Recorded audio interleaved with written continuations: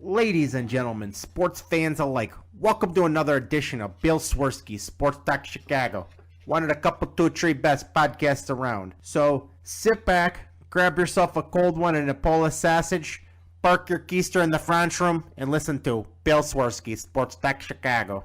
In Chicago, you know that all sports rock. The Bears, Hawks, Bulls, Cubs and Sox. Pick your favorite, you can choose. As long as the Packers lose. For everything you need to know, it's Bill Swirsky Sports Talk Chicago.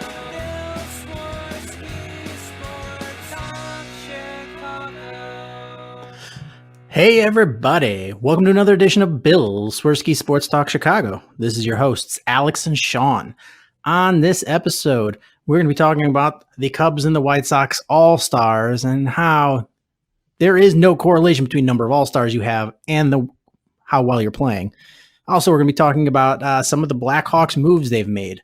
But first, I'd like to thank our sponsor, the Rockford Ice Hogs. If you're not familiar with the Rockford Ice Hogs, they're the AHL minor league affiliate of the Chicago Blackhawks. What does that mean for you? You get to see the stars of tomorrow today at family-friendly, affordable prices. I know the season is over, but it will start up in just a few short months. So don't be late to the party. Head on over to icehogs.com, get yourself a hat, shirt, jersey, sign up for season tickets, and more. Tell them Swirsky Sports sent you. Alex, how have you been, my friend? I've been just fine. How are you?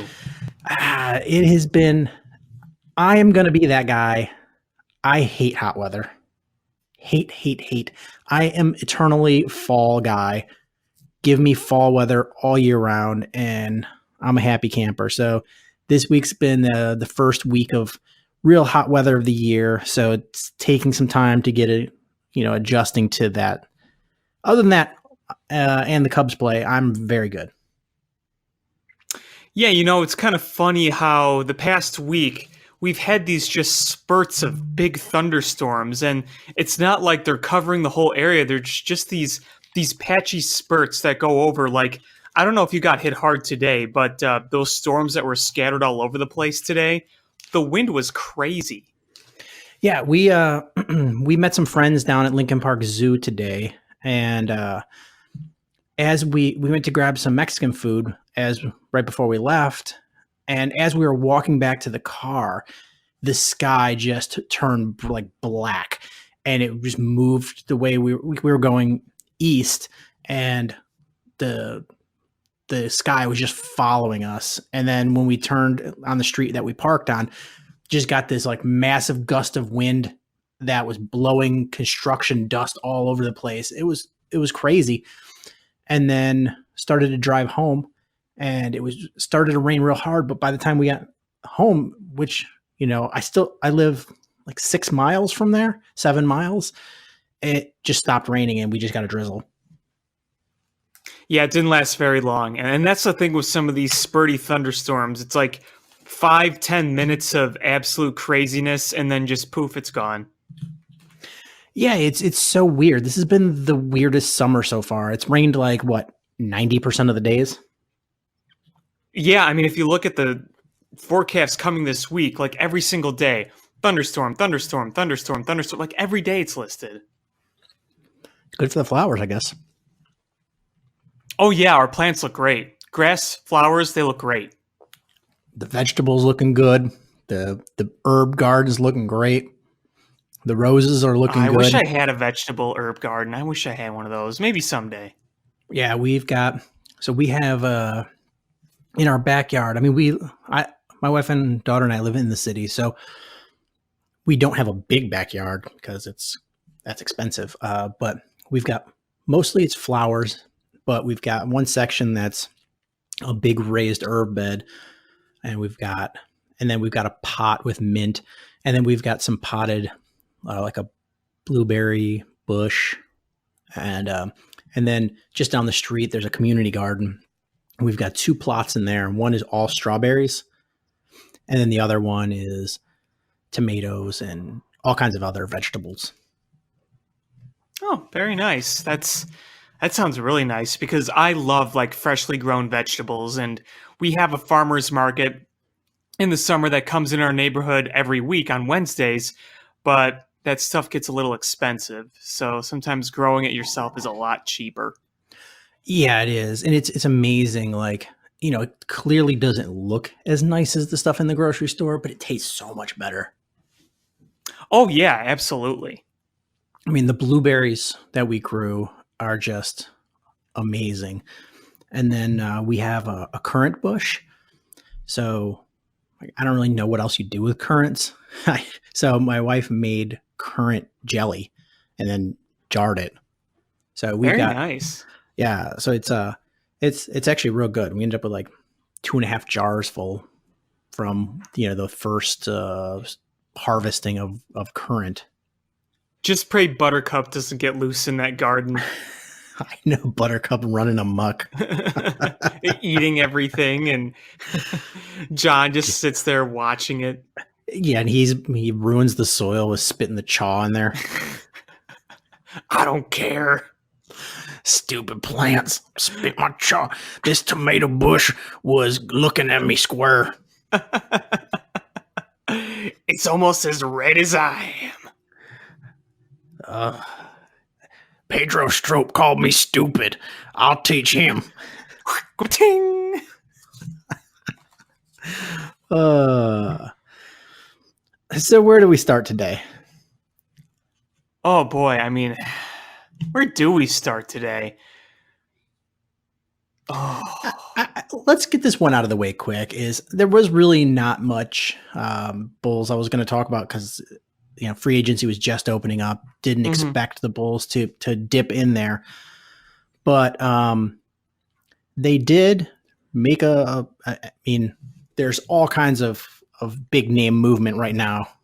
Kevin Durant and Kyrie Irving and et cetera, et cetera. And I even read a report that Kawhi Leonard's probably going to announce where he's going based on updating his LinkedIn account. And but the Bulls signed Thaddeus Young, and it's a lot of money for a guy with that kind of miles. It's going to be a backup, but I actually think it's a good signing. I think it's a good signing too. Yeah.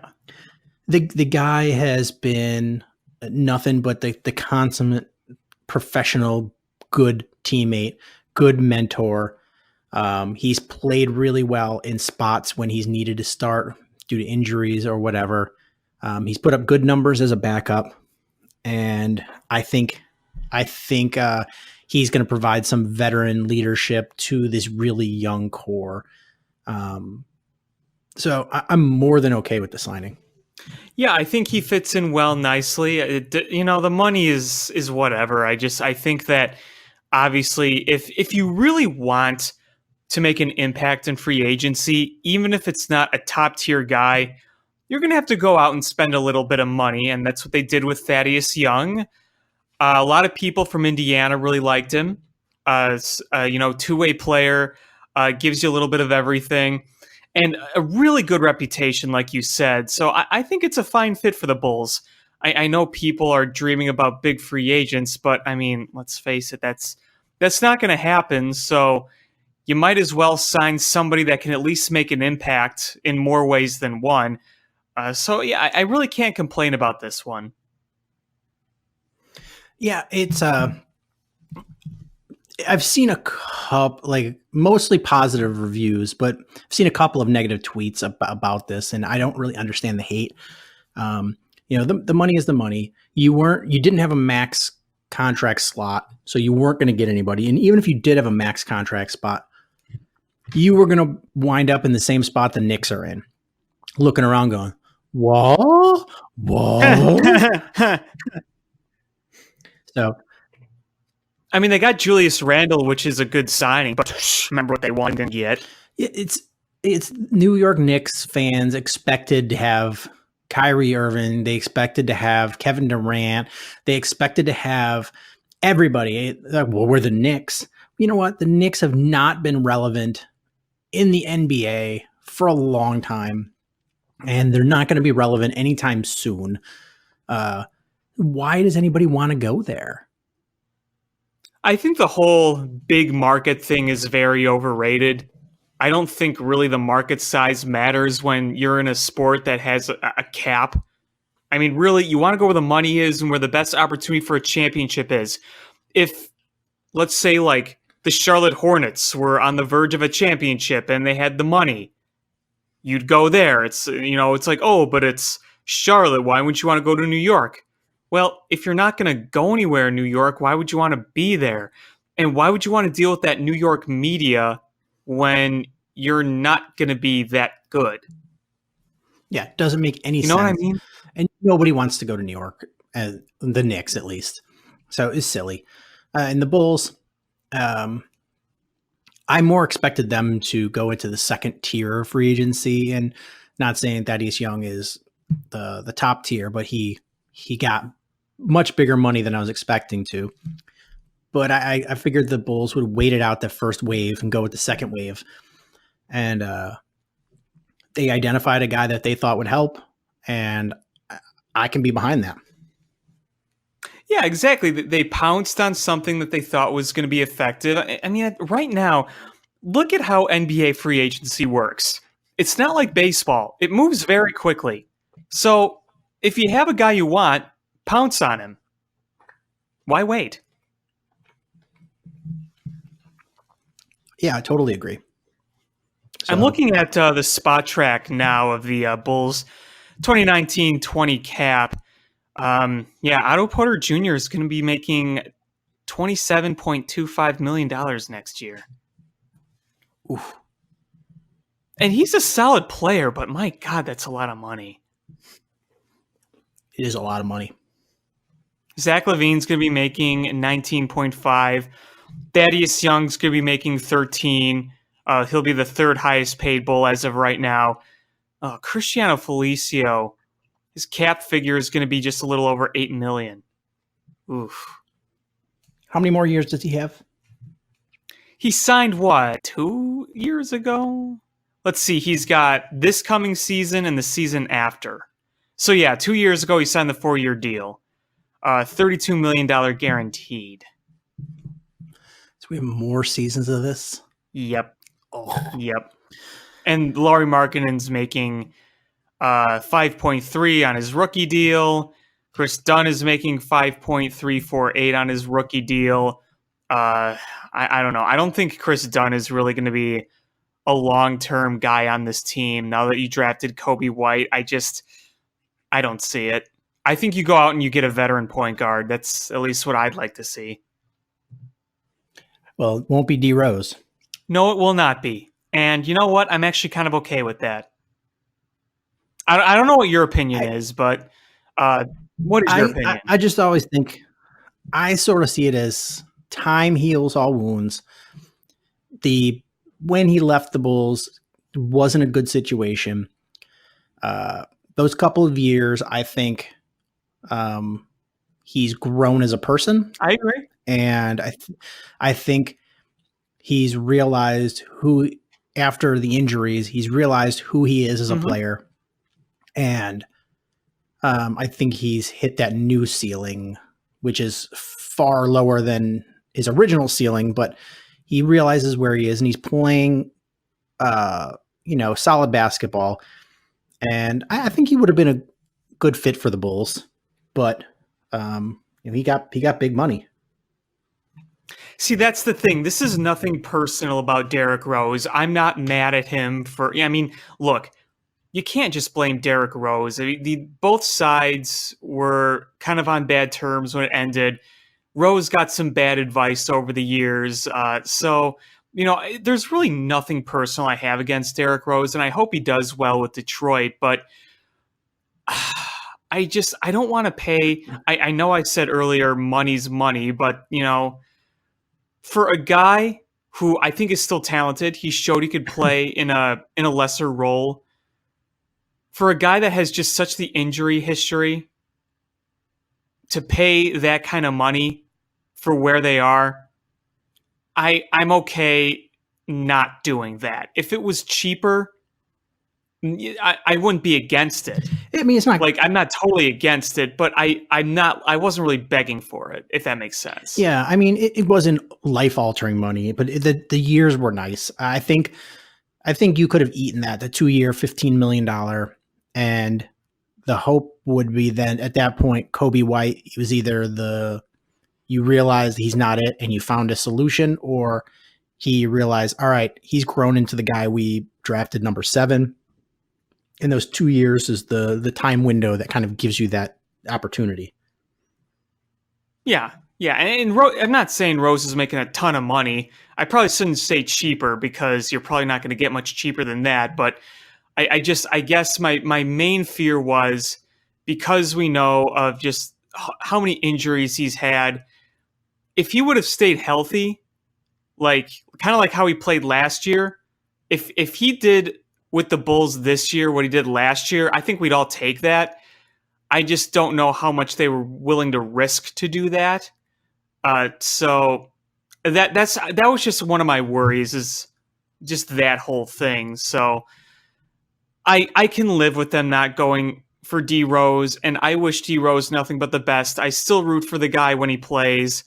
I just think that you can go in other directions in terms of a veteran point guard that can fit just as well.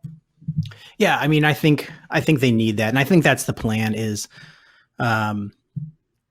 it's obvious that Kobe White doesn't have the physical tools, the strength, or the body size to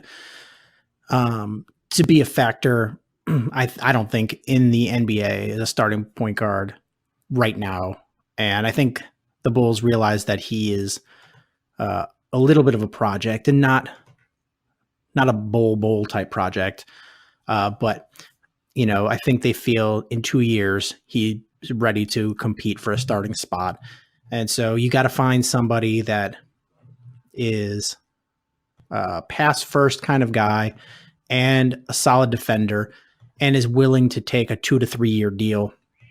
And I think that's where they're trying to identify somebody. Hey, sorry, I lost you.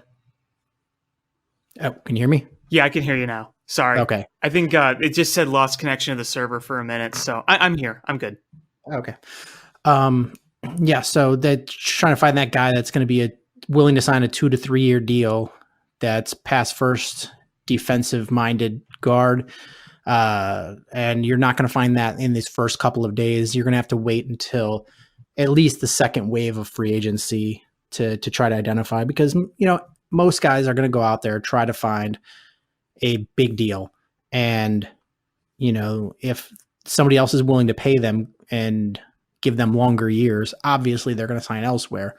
The Bulls don't want to lock themselves in a point guard if Kobe White is going to be the answer. You want to bring Rajon Rondo back? I totally would.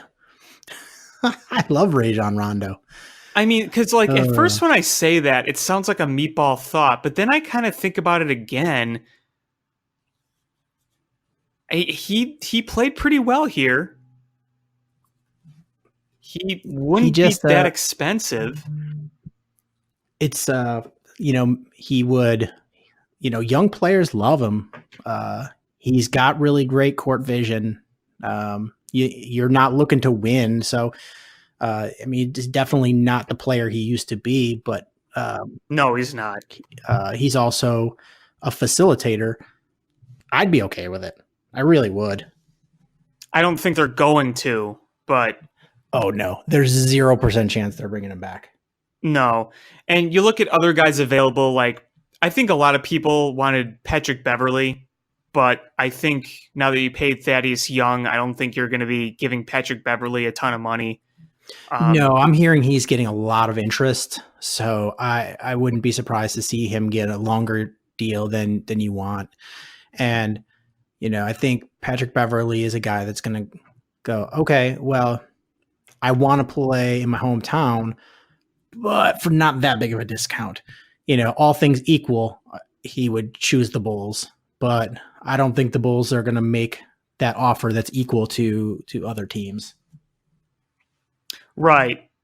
I think there were a lot of people thinking he might have been the big free agent signing of this offseason, but like I said, I think with Thaddeus Young, things have changed a little bit. Who was it who just retired? Somebody who was kind of linked to the Bulls, but he just recently retired within the last week. I don't know if I read that. Oh my gosh. So I know somebody just retired. He was only like 30. Why am I blanking on who it was? But there was another guy who was this is gonna bother me. I gotta look this up now. Because he was kind of linked to the Bulls. Yeah, it was Darren Collison. It was Darren Collison. He retired. Okay. Yeah, he definitely retired. He was young, 30, 31. Yeah, 30 years old. He retired. Just when he hit free agency. Hey, you know what? I mean, pursue your life's dreams. You got enough money. Oh, yeah, for sure. Because right now on Spot Trick, Darren Collison is listed as the number one free agent point guard right now, but he retired. Second is Rajon Rondo. Third is Jared Bayless. Then Corey Joseph, Ishmael Smith, Patrick Beverly, D'Angelo Russell, so on and so forth. We could sign 38-year-old Jose Calderon. Nope. So I wonder if this Thaddeus Young is basically replacing Robin Lopez, correct? Yeah, I'd say so. I mean, Robin Lopez, he doesn't have much time left on his contract, does he?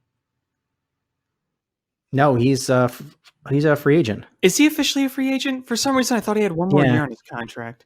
He had a 4-year contract, so he played the 15-16 season. Oh, yeah, you're right. Yeah, the 16-17, 17, 18-19. So, yeah, he's a unrestricted free agent. And I know I read reports that... Yeah, that's right. He's not on the list. Yeah, here. The reports that, there was mutual interest, him coming back and the Bulls bringing him back. But, yeah, unless he's willing to take... If you were Robin Lopez, why would you want to do that? You were already sat when you were healthy, half the time last year. I mean, he did get a lot. He was literally just there as a veteran presence. He got a lot of minutes, and he did. It was he performed well when he got to play. He got to be a leader of the young guys. Probably comfortable here. I mean, it's a great city. So if you've been here for several years and you're on the last legs of your NBA career anyway, why wouldn't you just want to stay in the same city if they're going to pay you decently? And there's really no expectations of him unless there was somebody, because if he's going to go to a team that is going to compete, he's going to have to take a deal, like a lower deal. And I don't know if you're Robin Lopez, are you going to give up a bunch of money for a small chance to win? Because, I mean, you look at the Lakers and you look at some of the teams that are building, new super teams, they give a bunch of money to the top stars, and then they have to fill out the roster with veteran minimum kind of guys.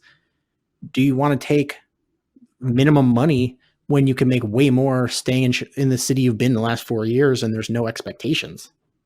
Well, I mean, that would have to assume that the Bulls would offer him a new deal. Yeah, that's the thing. Maybe they did. We don't know. Maybe they did, and he wanted more, and that's the max they were willing to give him. I haven't heard anything. The last I heard about it was there was mutual interest in him coming back and the Bulls bringing him back, but that was probably, depending on what the terms of a contract would be.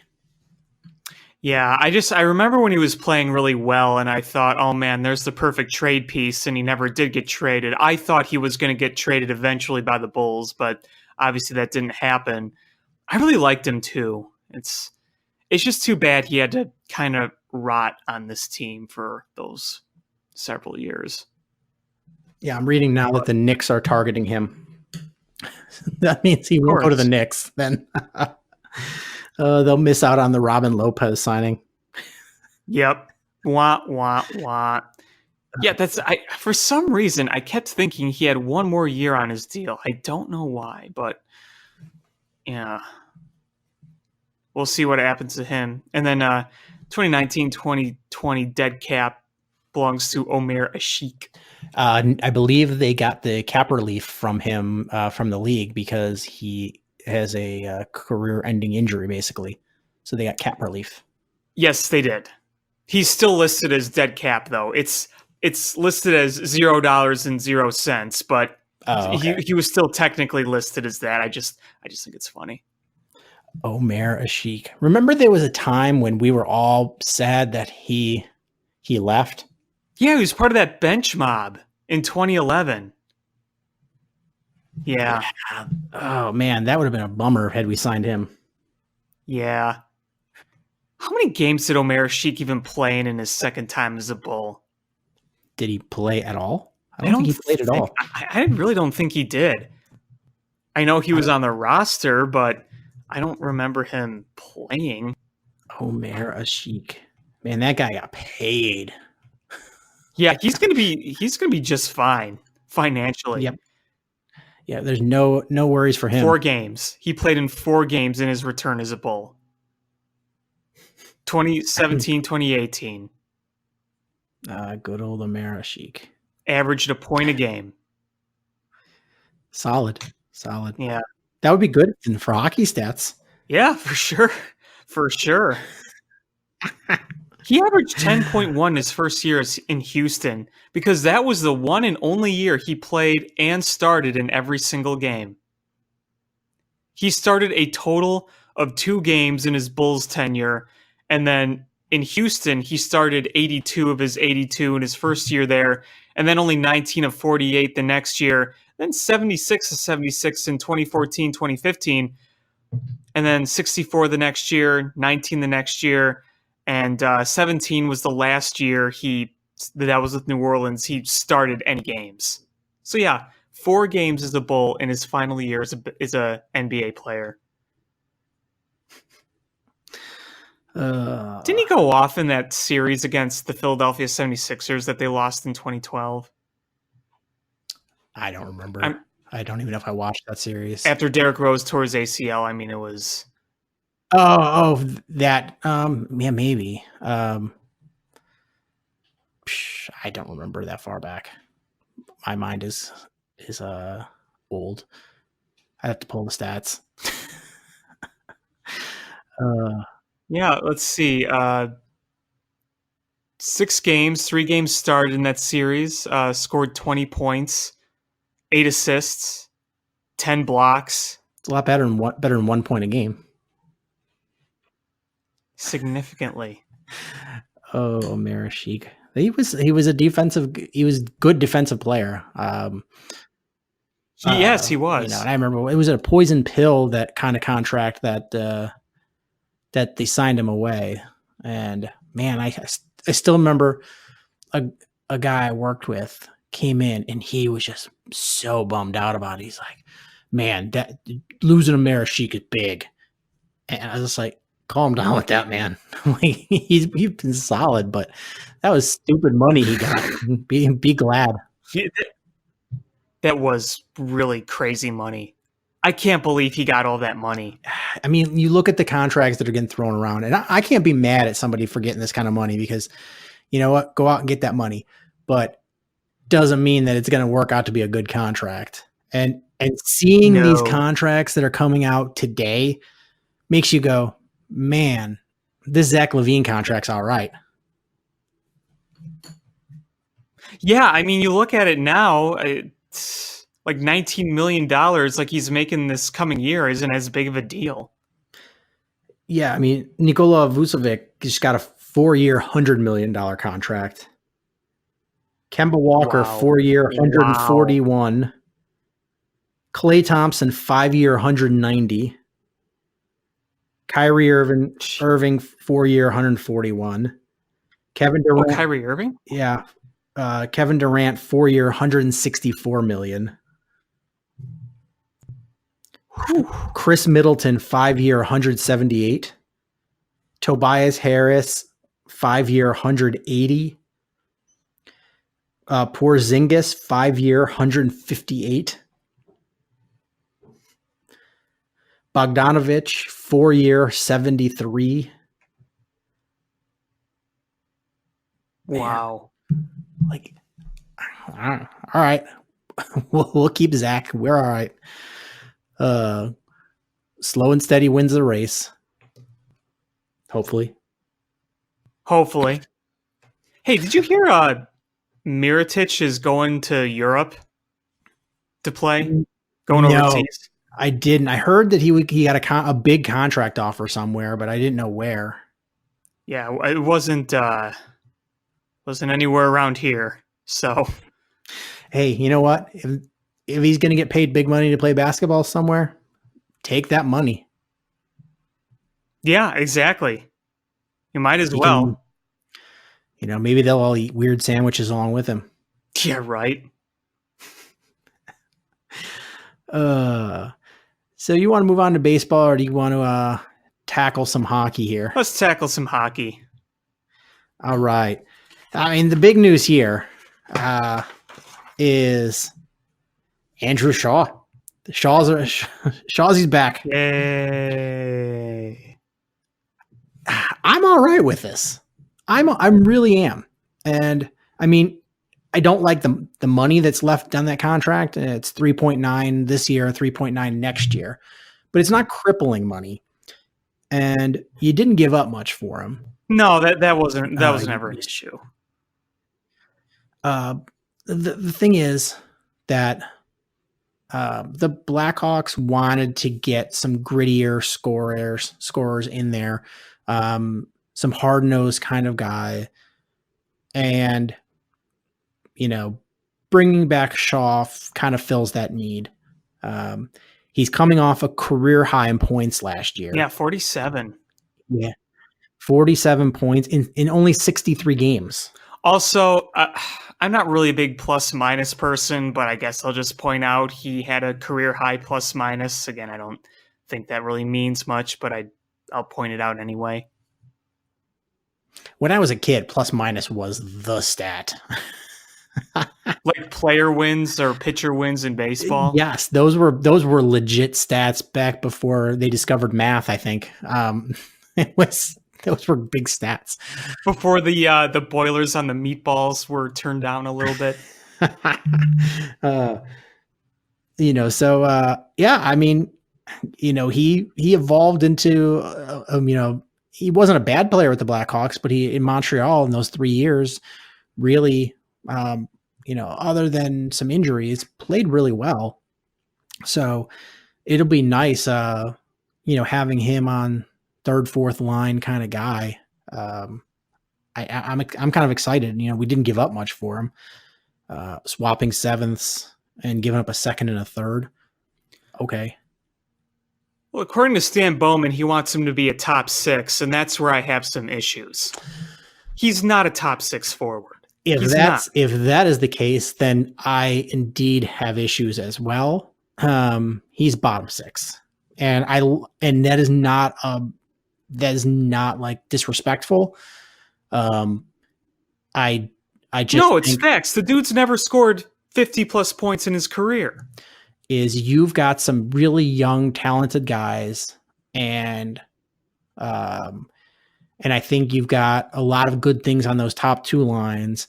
You need better production from the third and the fourth lines, and Andrew Shaw is going to help there.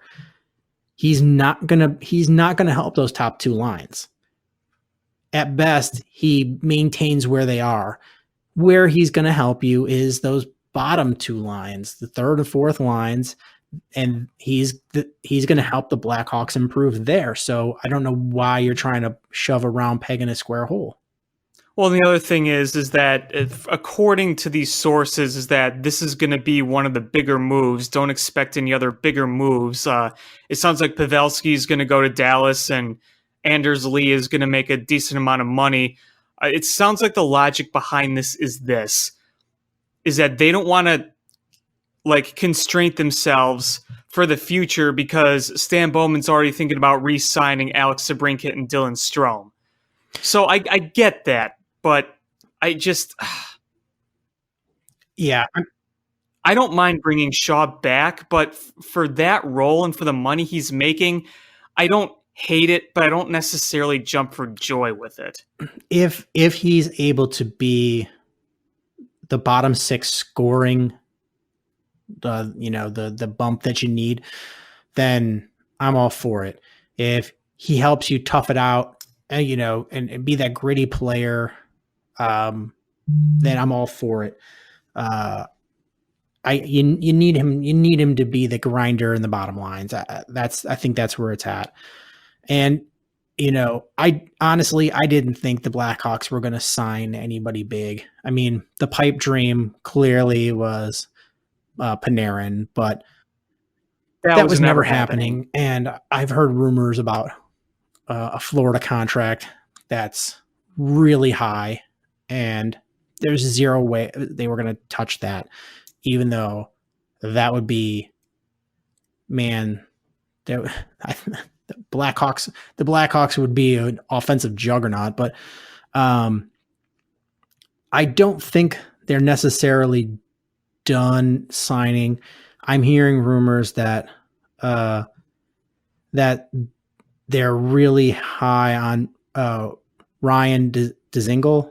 And he's a hometown guy. He's from Wheaton, I think, somewhere around that area.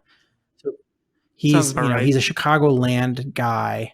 The expectation for him, he's a guy that the Blackhawks tried to trade for previously. The expectation he's probably going to make in the $4 million range. And if you're able to part ways with Anisimov, that's kind of a wash in the salary then. Well, that's the thing. I think that's what a lot of people are waiting for, which may or may not happen. It's a potential Artem Anisimov trade. And look, I'm not saying the Blackhawks, I don't think anyone is saying the Blackhawks are done making moves. They can make a trade. They can make things work and adjust the salary cap here. But, as of right now, you're looking at the situation and you're saying, well, you've got the salary now of Andrew Shaw. You have the salary of Calvin DeHaan, the trade you made just this past week, and then Ali Mata, you got him. So between DeHaan and Mata, this coming year alone, 2019 and 2020, you got each about 4.5 and 4 million. So that's, like 8.5 million total together. So you have significantly less room now to make some bigger signings. And again, I know the thought is to re-sign to Brinkett and extend him. And, I totally get that. I just... From what I read, where the Hawks I read, they've got about $8 million left in space. Yeah, that sounds about right. And that's not including Perlini. Well, Perlini's a restricted free agent, right? Right, but they gave him a qualifying offer, but they haven't signed him. And I think I heard he's probably about $2 million a year. So after you sign him, $6-ish. Is he really worth $2 million a year? Is he? I don't. I mean, I don't know if he is. I don't know. I don't even know what I'm comfortable with. I mean, clearly you're not going to pay him $750K. 1.5.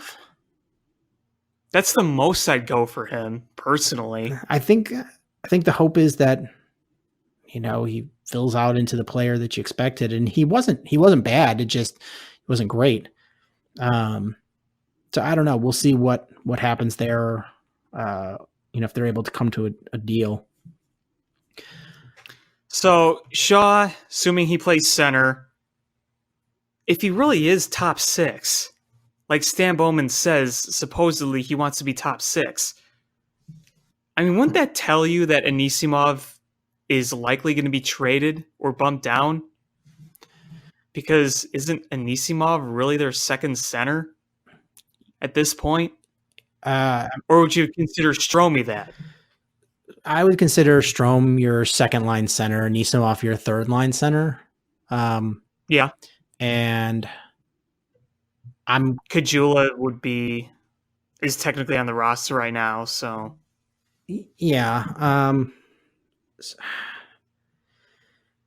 Kajula's probably your fourth liner either way if he's going to be on the roster. Probably. Yeah, I'm just trying to think.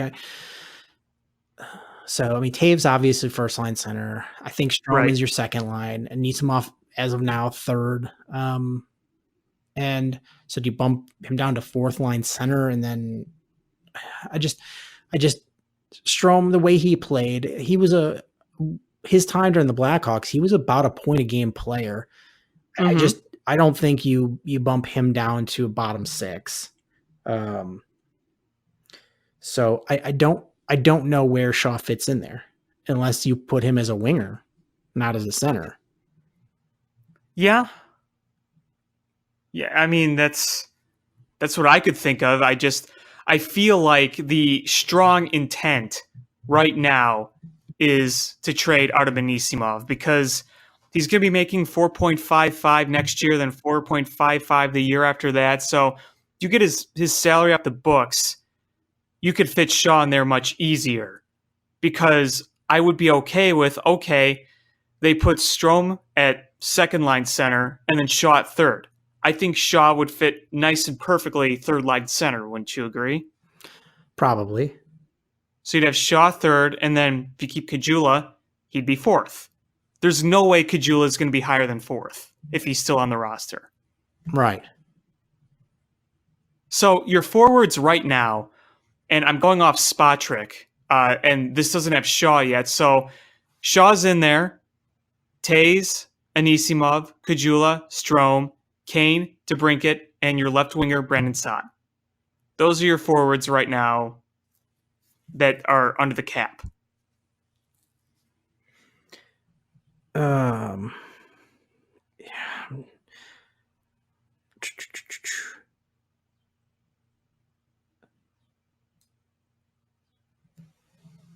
Yeah, so I'm looking here. Let's see. I saw some predictions of what the lines would be, and I'm trying to find where I saw those. Is this post Andrew Shaw trade? Yes. Okay. And I cannot find them. I should have probably bookmarked that when I was looking at it earlier. Oh well. Yeah, so I just I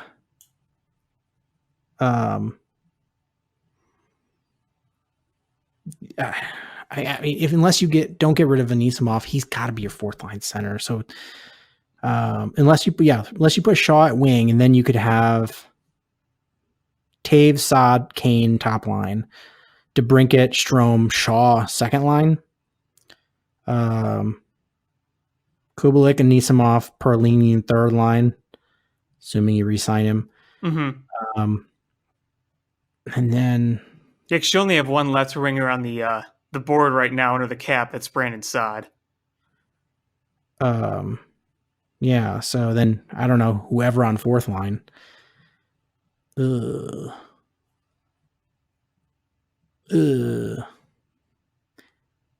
See, I think one of the things that I'm thinking right now is Stan Bowman's not done here. There's going to be other moves made. I would agree. I think there's another trade in there or two. Yeah. I don't know. I mean,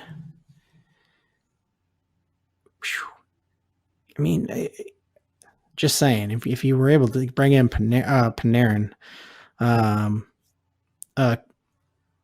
Kane Anisimov line looks great.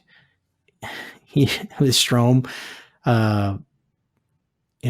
you've got a lot more flexibility there, but it's never going to happen. It's just one of those, you hope you wake up on Christmas morning and there's a pony under your tree, but really there's just a new sweater from your grandma. Buttercup Jr. Instead, you got a spittoon. Not even a worn-in, even a worn-in spittoon. It's nice and shiny and polished. Nice and shiny and polished, just brand new for you. Yeah, because I think if they would have had to trade like Brandon Saad, clear that cap space to sign a Panarin. I mean, can you imagine the coup that would be? I don't dislike Brandon Saad. I just dislike the money he's making. If you were able to bring back Panarin and utilize the cap space that you got from getting rid of Saad,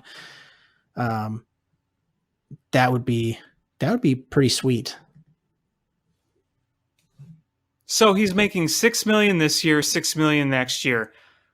What do you think Brandon Stott is actually worth? Like $3.5, $4 million at the most? Yeah. That's probably where I'd put him. Yeah. I mean, somewhere around what Shaw is getting. So yeah, 3.5 to 4. I think he's worth a little more than Shaw. I mean, I think Shaw's getting a little overpaid, but yeah, somewhere in that ballpark. Yeah. They're in the right church, maybe just the wrong pew. There you go. Yeah, so we'll see. But as far as the blue liners, I read something about where Stan feels like that they could still do some things about the blue line, but felt that if the season were to start today, he'd be okay. And if you're looking at, I'm in the same boat. Here's the pairings I see if the season were to start today. Duncan Keith, Eric Gustafson as a pair. Dahan and Seabrook as a pair. Mata and Murphy as a pair. And Cuckoo as your swing guy, your seventh defenseman.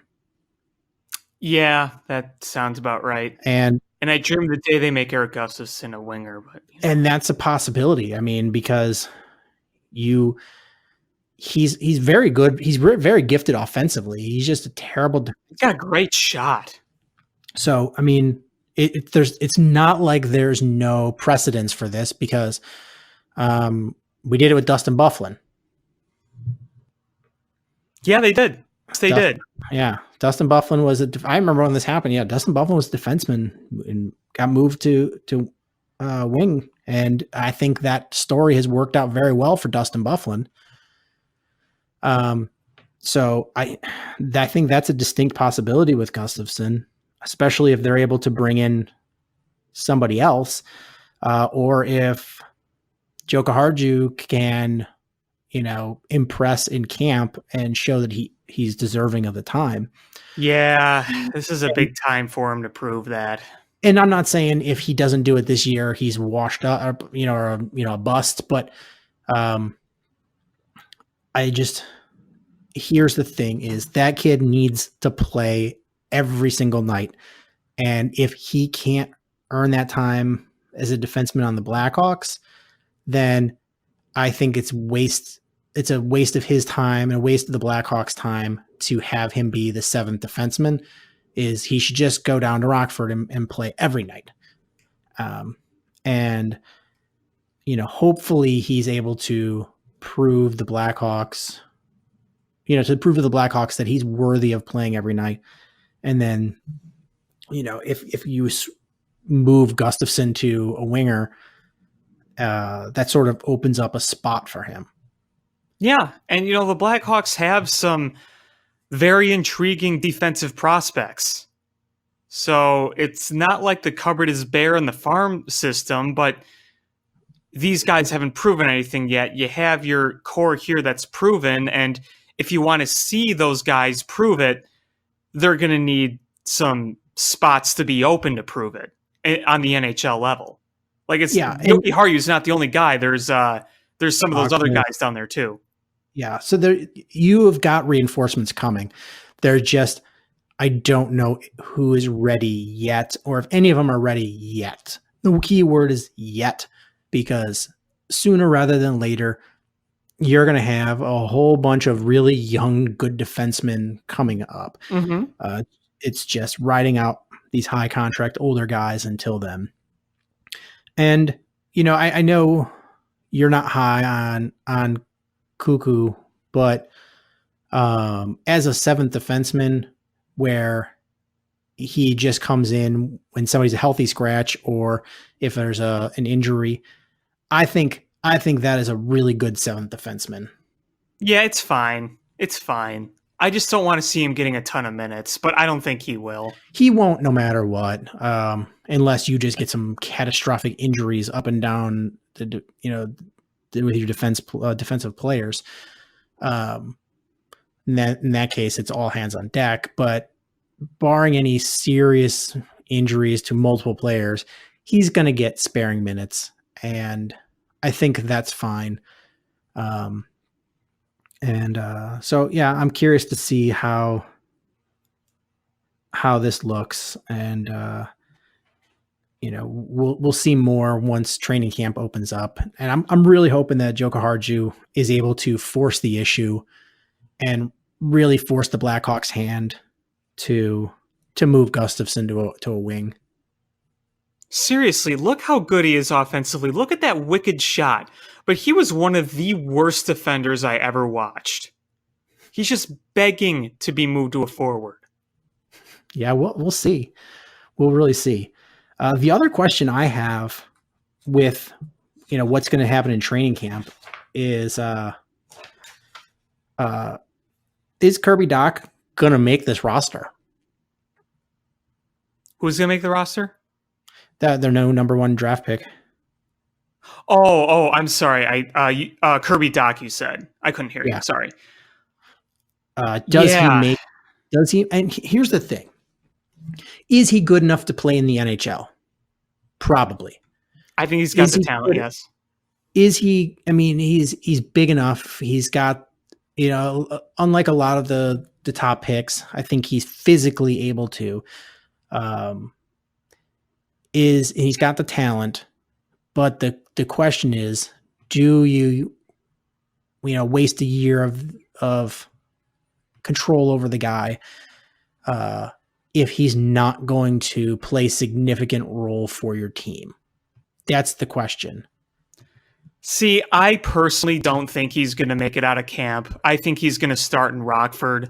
I don't have an advanced scouting or anything, but just when I've heard from some of the experts, and there's a lot of disagreement from a number of the experts, I think that they are willing to at least start him in Rockford, but I don't think he'd be down there very long, because I think at the same time, Stan Bowman's very eager to see him play in the NHL. Based on what I've heard, I feel like he's going to need some fine tuning. They've got 9 games before they earn that year, so they've got a 9-game tryout. I've heard rumors that he might spend they might have him spend another year in the WHL, and I think that's a waste. That's a complete waste. What? No, I'd hate to see that. I think that's a waste. Honestly, I just think Rockford might be a waste. I guess it just depends on how this kid looks, when he steps on that ice with the Blackhawks in training camp. But I'm really curious to see how he looks. Oh, me too. He's probably one of the guys I'm going to be watching with the most intrigue. Yeah, I'm excited about. I don't know if you go to they used to call it the Family Fest or whatever, but it's like the training camp festival. The last time I went was after their first Stanley Cup, before the 2011 season. Yeah, that was great. Yeah, I try to go every year because it costs like next to nothing. It's like $5 or something. But I may try to go this year. But it's nice to get a good glimpse up close of some of the young players, and they've really over the last couple of years have made it much bigger than it had been. I mean, it was always fun, but they've made it much bigger event, and it's cool to see. And I think especially now that we have a slew of younger prospects, it'll be a bit more interesting to watch, because it was funny. I remember going to training camp before that 2011 season, and they were the defending champs. Stanley Cup was there. It was really great, yada, yada. But you look at the players on the ice and you realize, holy crap, so many of these guys you don't recognize because of that, the cap eating them and having to lose all those guys. But now you just have a bunch of good prospects coming, so it'll be more intriguing. Yep. Yeah. I have a question for you. Sure. What's going to be their goalie tandem to start the year?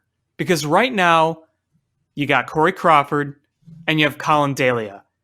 Do you think they go out and get another veteran backup goaltender? No, I don't think so. I think they've got the Finnish kid who, has been playing well internationally. So I think they have high hopes for him. So I think they stick with that. Stick with those two guys, and then, maybe they bring in a low cost veteran that can play in that's willing to play in Rockford and come up, if and when Corey Crawford gets injured, to be the backup. But I think that's your best options right now is Delia and Crawford. Right. I mean, my main concern is Crawford's health. That's my main concern. That's why I think you need to have a veteran he can't be too good. He can't be good enough where, he's won't go to Rockford. It's got to be somebody that's going to go to Rockford, knowing that with Corey Crawford's injury history, that he's probably going to get some playing time with the big club. Yeah, that's exactly what I was thinking as well. It's more of a safety net than like an essential piece, because last year they signed Cam Ward to be a veteran backup to start on the roster because Colin Delia was still working in the minors. I think this year is a very big year for Colin Delia. This is the year for him to prove that he's the goalie of the future. But yeah, I like you would like a safety net somewhere where you can have him go to Rockford and then come up. There's a ton of free agents available for goaltending. We could bring back Michael Layton. Just kidding. Don't do that. He's 38 and hasn't played in the NHL in a while.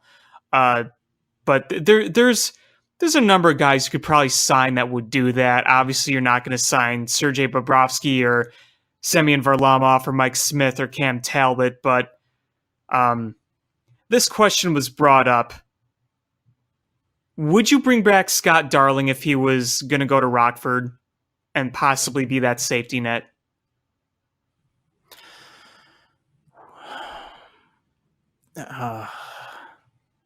My personal answer would probably be no. I think we milked the best out of him in those several years as a Blackhawk. I don't know. He just looks toast. If he takes, a really low deal and knowing that he's probably just going to be playing in Rockford, I might be fine with it. Because he was a very good backup when he was here. And that played well in the spots that he needed to play. And he got way overpaid, which good for him. Glad he got the money. But he got way overpaid and found himself over his head. And I don't know what other kind of issues he had. But I've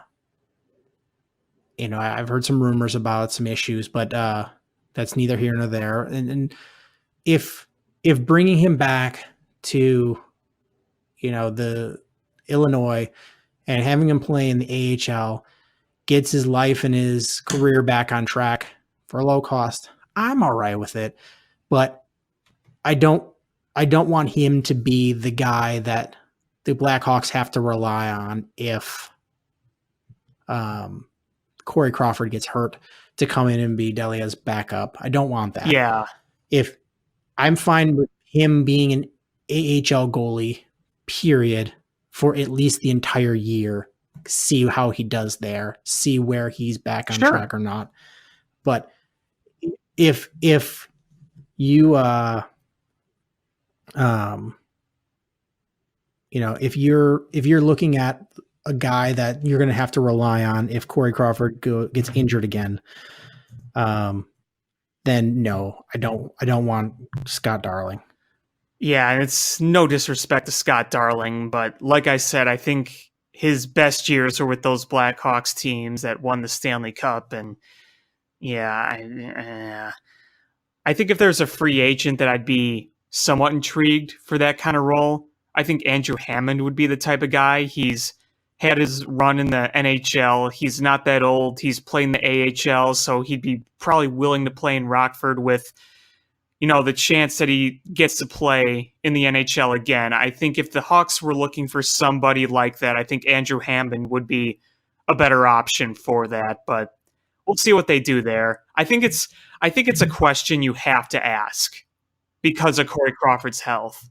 I mean, here's the thing: is so Lankinen, the goalie you have in Rockford, the way he played to help Finland win the World Championship, he was spectacular. And Lankinen has said that he thinks he's ready for the NHL. So if that's the case, then he's your guy. If you feel that you've trusted Delia with the keys to the car, and if you feel like Lankinen can handle that, if on an as needed basis, if there's an injury to step up, then do you bring in a veteran that's to I don't know. I don't even know. Maybe that's just the route you go. Do you even need the veteran? Well, here's the other question, though. Do you trust Delia with the keys of the car? I'm not sure I'm there yet. We haven't seen sustained success on the NHL level from him. You've seen flashes, but you've seen a lot of issues that need to be worked out. A lot of soft goals, a lot of bad rebounds. He's made some amazing saves. He's had some very good games. He's had some very rough points. I argue still that towards the end of last season, they should have just let him play instead of your veteran goaltenders in a season that was lost. But, that's neither here or there. I just don't know if I'm ready to trust him yet. That's another reason I'm asking this question. So, then do you have Lankinen and Delia, split time in Rockford and bring in a veteran to go behind Crawford? I don't know what the right answer is, because you feel like one of those two guys has to step up and be the man next year. Not this coming year, but next year. Sure. When Crawford's gone. Sure. And playing every couple of days as Crawford's backup doesn't do a young goalie any good, I don't think. No, I don't think it does either. And I don't know if splitting time in Rockford does anybody any good either. I mean, you can only play so much in the AHL before you have nothing left to prove, yet you're not proving anything on an AHL level. It's like, okay, you're performing well in the AHL. You've shown you could go to the next level, but how good are you on the next level? If you don't play on the next level, it's not going to do any good. AHL is funny. Like it's very competitive, very good hockey, but the distance between the level of AHL and NHL, it's a big gap. It's kind of like AAA in baseball in the majors. There's a big gap. And, even if there's guys that are plenty talented enough to make that jump and play, it's a big adjustment period to figure it all out. And, I think AHL is great to get to a guy to a certain point, but if you need them to take the next level, they've got to take their lumps in the bigs. And if Lankinen is the guy, he needs some opportunity to play, in the NHL level. If you think Delia is the guy, he's got to get that time. And maybe you look at Corey Crawford as not the Iron Man of playing every day, but more split time. And with the hopes of keeping him healthy for a playoff run. Well, that's the other question is, what position are the Blackhawks going to be in next year? Because if the Blackhawks are back to contending, I mean, Corey Crawford's going to be your guy, right? Yeah, and you need to keep him healthy. Right. That's if you are going to compete for a Stanley Cup next year, you will be riding Corey Crawford playing well and playing healthy. Uh-huh. And you have to feel comfortable that the Blackhawks will make the playoffs next year based on a couple of things. One, they had the worst defense and penalty kill in hockey, pretty Mhm. much. If you have to assume that with some of the moves and having their coaching staff in place during the offseason to really work on some scheme things to improve, you feel like at worst they're going to be somewhere around at worst 20th. Sure. I mean, that's a reasonable assumption. If that's the case, with you assume that the offense is going to be on par with what they did last year, barring any injuries. Kane and Taves are still in their prime. Some of the younger players even have another year under their belt. And you're going to have the system with your new head coach in for all of last year, plus the offseason, really start off the season working like that. So you feel like the offense is going to stay where it is, and the defense and the penalty kill are going to improve to at least somewhere around the middle to bottom middle of the pack. And they missed the playoff by 6 points. And that included 2 8-game losing streaks where you got 2 out of 32 points. My only concern with that is, though, the teams around them have gotten better. But so have the Hawks.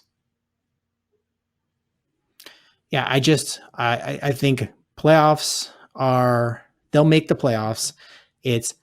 Are they a legitimate contender? And once you get in the playoffs, I think this year told you anything, is once you're in, anything can happen.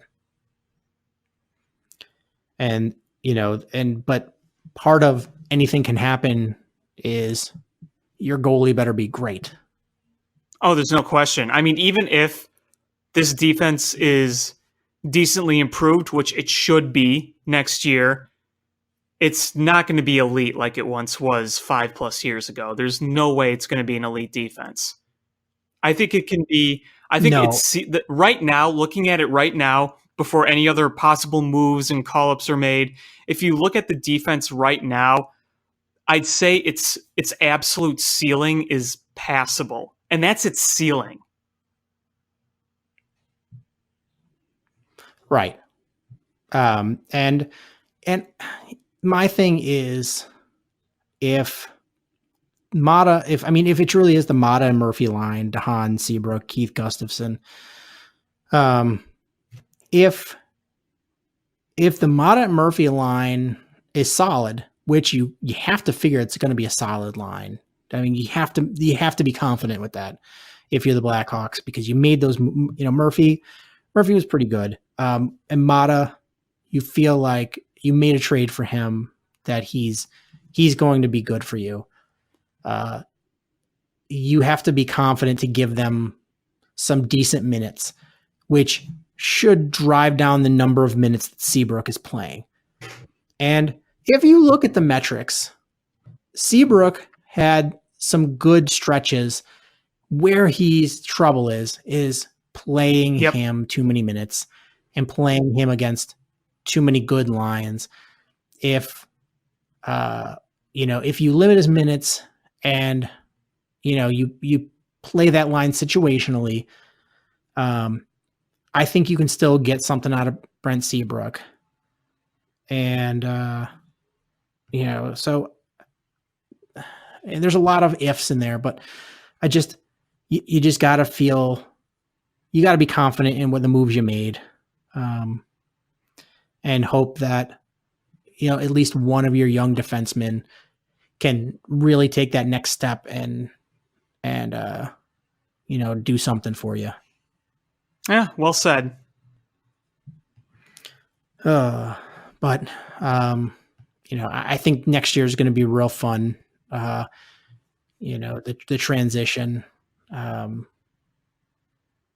starting to shed some of the old guard players and take that next step forward into the younger players. And I think they've got a good young core that's starting to come into their own. I think we're going to see a resurgent Blackhawks team. At least we're going to see a much better team than we did last year as a whole. Last year as a whole, you had to be pretty bummed out, and that included a stretch towards the end where the Blackhawks were.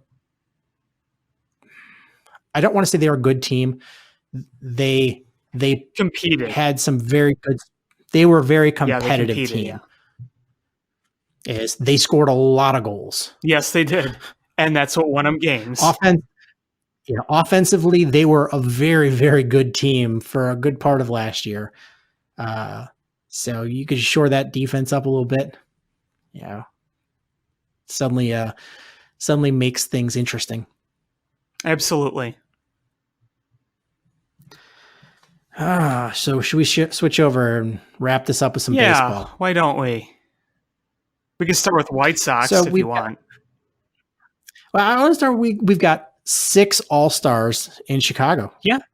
Wilson Contreras, Javi Baez, Chris Bryant, Jose Abreu, James McCann, and Lucas Giolito. Mm-hmm. So three on the north side, 3 on the south side. So you got to be excited about that as a White Sox fan. Moncada was a snub, I would say. Yeah. I mean, the thing is, Jose Abreu, it's weird. He's like the same guy he's been since he's been a White Sox.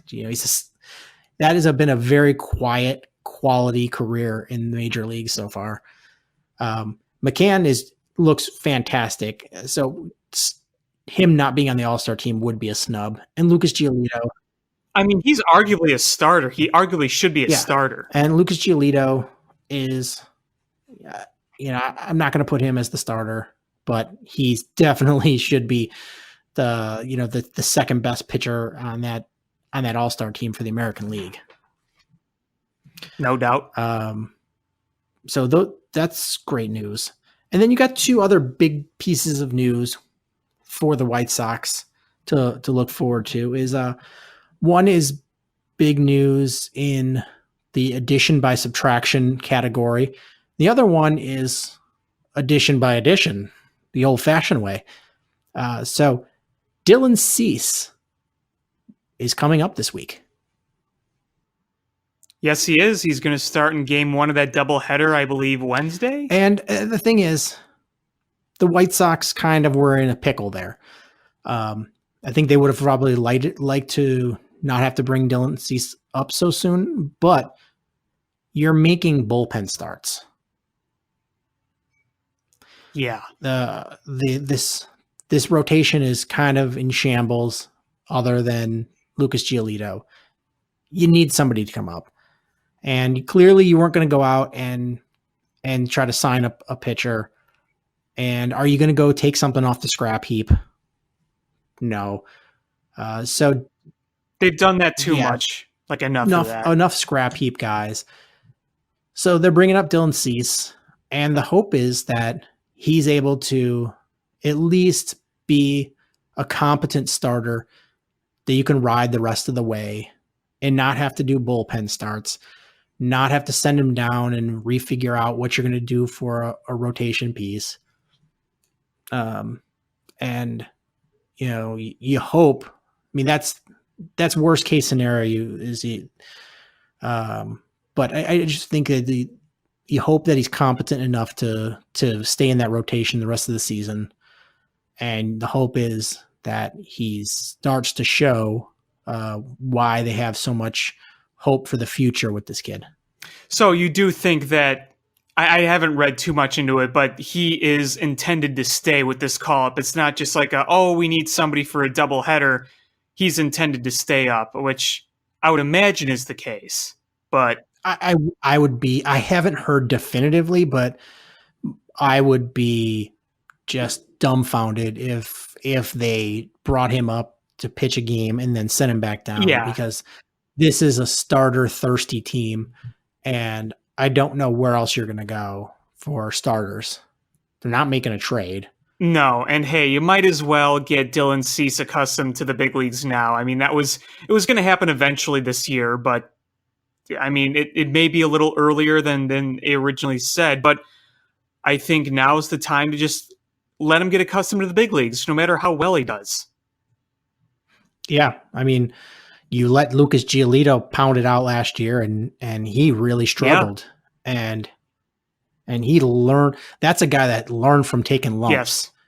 and really figured it out. And so, Dylan Cease, the White Sox, that's kind of been their MO, is they bring guys up fairly early, and usually in a bullpen-ish type role, and then move them to starter. But they're really not in the spot of having that luxury of working Dylan Cease that way. So Dylan Cease is going to be a starter, and I think barring injury, he's going to be there the whole rest of the way, win, lose, or draw. Yeah, I would agree. Unless he just absolutely stinks it up, which I don't see happening. He doesn't have to put up great stats in his first stint. As long as, the stuff looks good and there's promise being shown, I think that's all you really need to see right now, because it's going to be hard to just come up and dominate. You never know what can happen, but, part of the learning process is pitching and working through your kinks. So, if he doesn't look great right away, don't fret. And if he looks great right away, then be really happy about it. But it's better to let him get accustomed to like more Ivan Nova starts. Yeah, the bar is set really low. Manny Banuelos, Ivan Nova. Who else has started for this team that's been garbage? I mean, Reynaldo Lopez has Urban just Santana. got some garbage.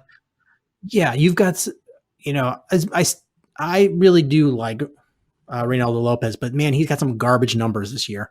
So your bar is set really low, other than Lucas Giolito. So it's the pressure is not there. No, there's no pressure whatsoever. There really isn't. No, I got to look at the schedule. Is that a home game, or is he starting on the road? I'm not sure. I kind of hope he starts on the road, because the weather in Chicago looks really, really bad, and you don't want to see that washed out. Yeah, that and that's a big part of it. I always think it's less pressure to start on the road, because you don't have the expectations of those fans sitting on the edge of their seats. So, but I'm rooting for him. I hope he comes in and plays well. I know he's had some ups and downs this year in the minors, but figure things up in the bigs, and it worked for Lucas Giolito, worked for Chris Sale. Right on. So yeah, good for him. And then the addition by subtraction is, as we expected, Yonder Alonso. He got his packing papers. Gone. Yikes. He gone. Yikes. Yeah, I mean, if you're talking about Yonder Alonso, oh brother, this guy stinks, to say the least. Yeah, he's earned that. But you know what? Let your younger kids play. You don't need that anymore. Yeah, I just don't. Yeah, he doesn't serve any role on this team, and so adios Yonder Alonso, and I don't know if you're going to get another opportunity anywhere. I think he will. He'll sign a minor league deal somewhere. That's my opinion, at least. I think he'll get another opportunity. Does he want to play in the minors? Well, I mean, if it's his only way to possibly get back up, then I think he may have to. It's just weird, because he was an all-star not too long ago. He was a 20 home run hitter not too long ago. It's so weird. The story of Yonder Alonso. But yeah, so adios Yonder Alonso. I don't think he's a bad guy, but we shall see what happens to him and where he goes from there. Really quickly, just got some news here. The Heat are finalizing a sign-and trade with the 76ers to acquire Jimmy Butler. Huh. So Butler's been on 3 teams since leaving the Bulls not too long ago. That's really sad. Yeah, I mean, who'd have ever seen this guy becoming like a journeyman? I mean, he's still good, but a journeyman. That's Jimmy Buckets for you. Jimmy G Buckets. The G stands for gets the hell out. And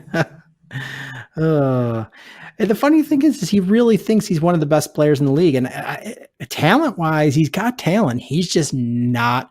He's not a guy that's going to win you basketball games when it counts. And I agree, he is a talented basketball player, just not a winning basketball player. Yeah, so it'll be interesting to see him in a Heat uniform. Yeah, we'll see how that goes. Anyway, sorry about that. Back to White Sox. Oh, yeah. So, the White Sox, it'll be interesting to see what happens after the All-Star break. What we get with Dylan Cease, and that'll be exciting news. Absolutely. I think no matter what they do the rest of the way, it's going to be fun watching them. Yeah, because now you're starting to really see this team, what they're going to be going forward. You brought up the majority of your young hitters. You've got you're starting to see some of the younger pitchers come in with Giolito. Now you'll see Cease. I think you had a couple of more season-ending injuries this week. So that's eventually you'll get some guys coming back from season-ending injuries, but you're starting to see what this team is going to be. And if you're a White Sox fan and you're not excited, then you're really being a Grinch about this. Yeah, really. Enjoy it, because you're building something that's probably going to be a juggernaut for a very long time. And I say this as a Cubs fan, I still think the ceiling of the White Sox is going to be higher than the Cubs. I really believe that. I think so too. But again, it's projecting, because at one point, remember, we projected Addison Russell to be the sky the limit. Yep. We saw him be an RBI machine, and now he's just hot garbage. And you look at Addison Russell and you just go, Oh, brother, this guy stinks! Every day, all day. Yeah, there's those moments where you're just like, all right, well, that ceiling came down real quickly. And, you don't wish that on anybody, but that's the reality of baseball. That, there could be a guy that you're like, man, look what he's doing right now. Just imagine when you get some better players around him, or he's got a couple more years under his belt, and this could be the flash in the pan, and that's it.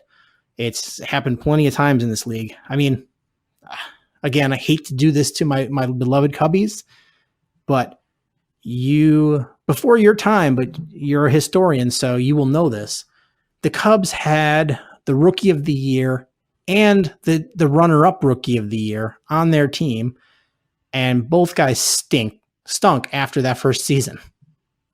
Are you talking about Jerome Walton? And Dwight Smith. Yeah. After those rookie years, man, those guys just oof. So, you never know with these things, but if you do look at this White Sox team, you've got to feel excited. And you're right that if some of these pitchers that you're really high on come back from these injuries, that you're going to have something special there. And they're playing almost 500 baseball with absolute garbage Baltimore Oriole type pitching, other than one guy. So they are scoring runs like crazy. If you could get the Cubs batters to hit like this, you would be running away with the NL Central. As we transition to the Cubs, I'm really pissed off. I'm very, very pissed off. And I can be called ungrateful all day. I don't care. You had a golden opportunity to build a lead over the Brewers. Yeah, and you lose frustrating game after frustrating game. the Brewers just won their first series in 3 weeks. They played 13-13 baseball in June, and they caught up to you. Yes. You win 1 or 2 nice games a week, and then the rest of you flutter out. And the Cubs can't win road games to save their lives. Did you see the tweet I had earlier about the road game stats? Yeah, and I actually was not doubting you, but that just seemed unreal. Can you repeat that stat for the listeners, because it was saddening and kind of disgusting. It's very disgusting, and I think it's pathetic. In June, they were 3-9 on the road. 3-9. They have 4 wins total on the road since Memorial Day. Memorial Day is late May, folks, so that's over a month. 4 road wins. Now let's go back to May. 5-6. April, March. 8-8. 8-8's reasonable. That's 500, right? Right. Overall, you are 12 games under 500, 16-28 away from Wrigley Field. If you had just 5 more wins right now, you would have a nice 5-game lead in the division. How many games did they blow it late? How many games did they choke with runners in scoring position? More than 5. More than fucking 5. You needed one big hit in a number of games, and you would be up in the division. But you continually falter in those situations. And it seems like Baez is the only one that could come through in those situations. I love Chris Bryant to death, but damn it, that guy late in the game is not clutch at all. Not at all. And you are getting nothing from your bottom portion of your lineup. It's awful. It is terrible. Here's I'm going to give you a few stats, and I'll give you the 2018 comparison, because we know last year sucked offensively. Last year, the Cubs, let's go with one that's not as bad. Here we go. The hard contact percent rate for 2018, they had a hard contact percent rate of 31.7. Mm-hmm.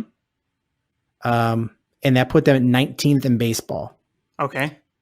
This year is slightly better, 35.8, but it puts them they're still at 23rd in baseball. So they're right at the bottom. You gotta also account for sample size here. That was a full season. So if it goes another full season, it's probably going to go down. Probably. Soft contact percent. Last year was 19.6. This year it's got a little better at 17.4, but it's still pretty bad. They're 20th in baseball in soft contact percent. Ground rate. Last year, 46% ground rate. That was 28th in baseball. This year, 46.9, 29th in baseball. Sheesh. Line drive percent. Last year, they were 21.4%, 17th in baseball. Now it's 19.2%. They're 30th in baseball in line drive percent. Good God. So there's just some bad numbers to go along with the bad performance that we had. You know, there was a point where we were like, okay, the offense, there was a pocket of time of, April and part of May where you're like, all right, the offense is scoring runs. It's that bullpen. If we fix this bullpen, things are looking good for the Cubs. Mm-hmm. And, we added the biggest need for the Cubs. We added it in the bullpen. Yep. We've got a closer. And The we're best probably going to closer. bring, the best of option we had to close. We added him. We're very likely going to add at least one left-handed reliever to bolster things there. Mm-hmm. This bullpen is not the issue. I don't know how you fix the hitting situation right now because it has plagued you for now a full year and a half of baseball. Go out and trade for a Nick Castellanos, a Miguel Cabrera, somebody. Look, I feel a little bad about ripping Chris Bryant because his numbers overall are great and he is a great ball player, but you can agree he is not the first guy you want up in that situation late in the game. He is much better at starting a rally. He's not necessarily good at finishing it. He had the walk-off home run against the Marlins. That was a while ago. He gets on base when you need to. He can hit a nice double when you need to get a rally going. But when it comes to actually driving in the runs, he is not great at that. But you get, you can agree with that, right? Yep. I've said it before. His stats are going to be very good, but a lot of them are empty stats. They're not coming up with wins. You're going to see the home runs there. You're going to look at him compared to some of the other third basemen in baseball, and you're like, these numbers are matched right along with these guys, but he's not producing wins in proportion to some of those stats. Now, as we say this and complain, let's hope this is a reverse jinx and he starts like mashing in all situations. Fingers crossed. Because he can do it. He's done it before, but lately he is not. Right. I mean, ever since that shoulder injury, and his stats and his power have come back, but him in the clutch has not come back. And I don't know what the answer is. It hasn't been the same since his MVP year, frankly. No. But as far as fixing the situation is, you need a hitter. You tried Cargo, and that was a failed experiment. And luckily luckily they followed the good motto with it is, if you're going to fail quickly and fail cheaply. So they didn't spend anything to get the guy. They didn't trade for him. They signed him. They signed him to a really low contract as far as a veteran minor league deal. And it was just a couple of week experiment, and now he's gone. So kudos for that and giving him a try, because he's not that far removed, just like Yonder Alonso, not far from removed from being a very good baseball player. Just time caught up with him and hit him real hard. It did.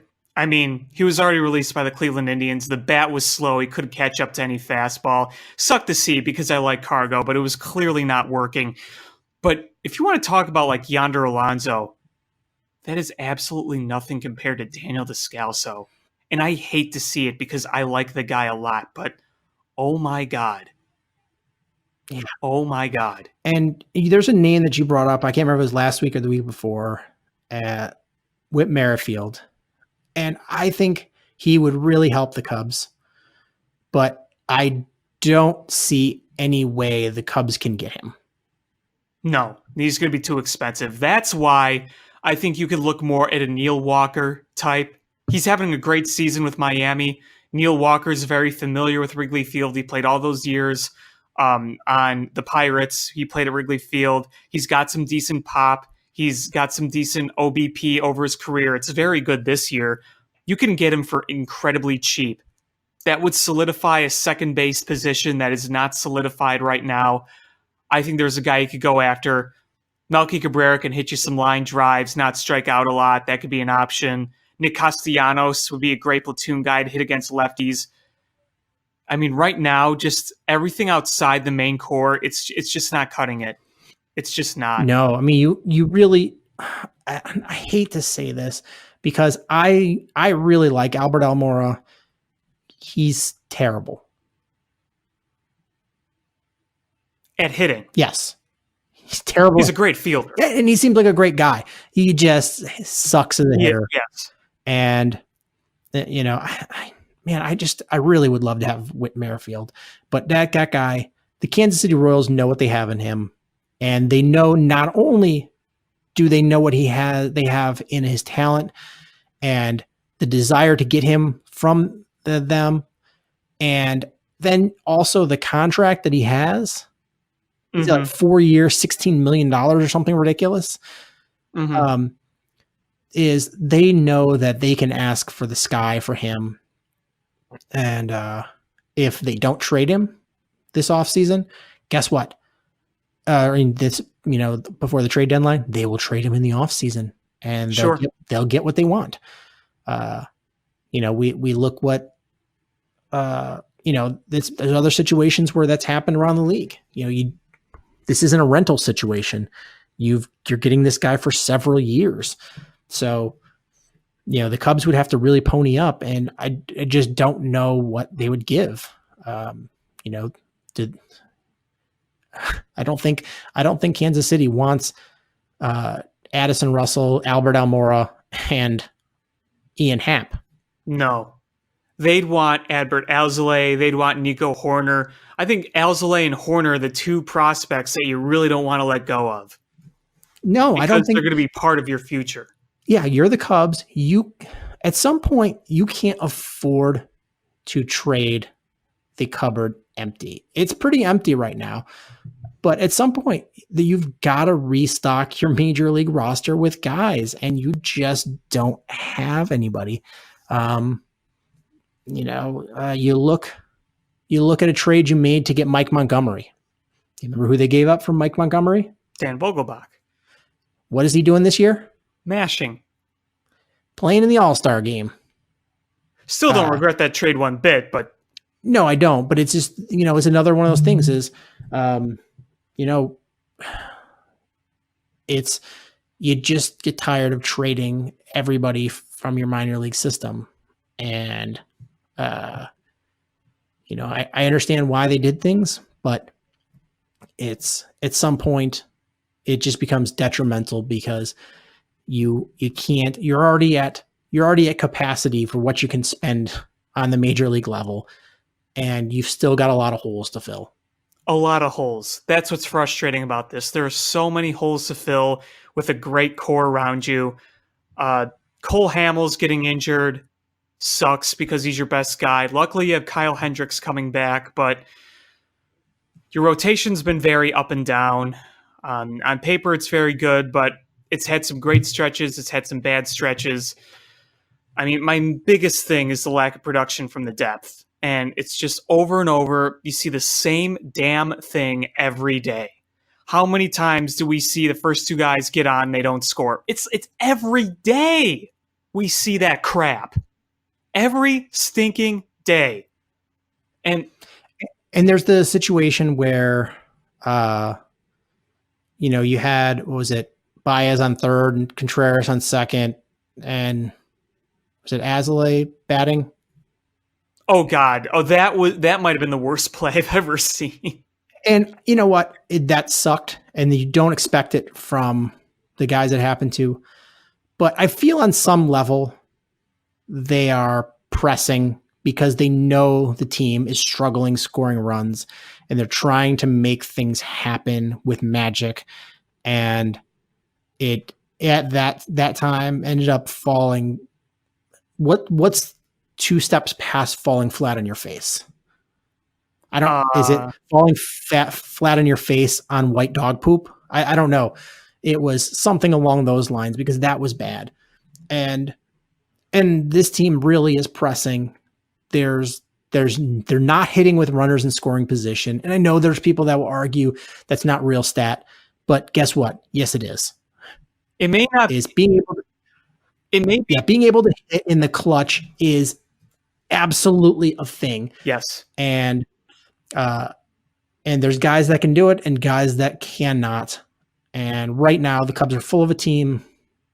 Mostly there's one guy that maybe 2 guys that you trust in with runners in scoring position, maybe 3. So you say Baez, Contreras, and Rizzo. I'd add a 4th in there. Someone who is red hot right now and is actually having a pretty good season. You know what I'm thinking of? Go for it. The Boatman? No, you're going to say Hayward, aren't you? Yes. Yeah. And think about this for a second is you have right now, you have three bats that are all-stars on your team. So three all-star, position players, plus a guy who is having arguably his best offensive season in 4 or 5 years. And your offense is still this terrible. And the other thing is people say, well, look at all the runs they've scored. They're one of the best in the National League. The problem with me is that so many of those runs are added up from that one game a week where they just go on a tear. They score like 7+ to 10+ runs in one game, and then the next few days they'll score maybe 3 at most. So it's the consistency. There's no consistency. Yeah, when you started talking, I was like, damn it, I wish I would have gone back and looked to see how many games the Cubs scored 2 runs or less this season. And I bet that they're in the top 10 in most number of games where they've only scored 2 or less runs in baseball. Well, you know what's really annoying is just take away the number of runs for a sec. And you look at games like today where they were getting shut out for a majority of the game when it was a ball game, when you were in the ball game. As soon as the Reds blew it open, they started scoring a lot of runs. So that stat may be a little skewed. And look, I get runners in scoring position can be a very skewed stat. I think as much as I love numbers, I think that sometimes clutch hitting isn't something that you can really measure by a number. It's just watching the games and seeing how it plays out. Yeah, it's a trust factor. It's a lot. There's definitely, you look at stats and you can say like, oh man, stats can put you in the right ballpark. Is this guy batting 1 for 50 with runners in scoring position, or is he batting, 25 for 50? Like that puts you in the ballpark. But then it's just the eyeball test, is because, if there's a guy that's only batting 10 for 50, you're like, that's not a good number. But if you watch those at bats and you're like, man, he really hits it hard. It's hitting it at somebody, or somebody made a great play, Right. or the shift was on. There was some hard, the shift was on, and it was, or you hit one that, if you would have straightened it out, it was a foul ball. You would have straightened it out a little tiny bit. It's a home run.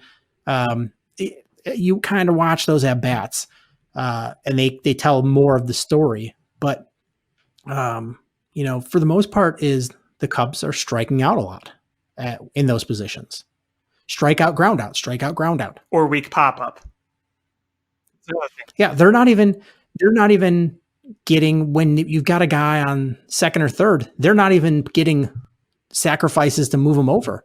Strikeout, pop up. And then you get in the situation, oh, there's 2 outs now. Well, you can't sacrifice now. It's you have to get a base hit. You have to get a home run. And the Cubs are living and dying by home run. Yeah.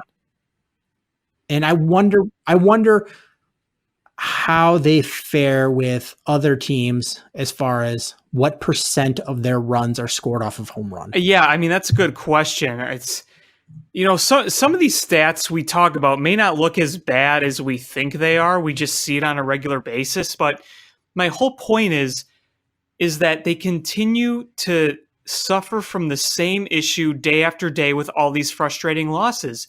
And in addition to, a lot of the hitting inconsistencies, they're just making so many dumb mistakes. The fundamentals are just not there. What's with that? It seems like every day, once a day, there's some stupid, terrible misplay. Today it was the Schwarber drop fly ball. Yesterday was Contreras just literally watching Luis Castillo run to first and not scoring. You had that blunder play with Alzolay at the plate. Some throwing error. You look at the defenders out there and you see a lot of mistakes by guys who are usually good. That's what I don't understand. Yeah, and I don't even know how to process this. Maybe it's one of those situations where it seems worse because they're so close to watching it.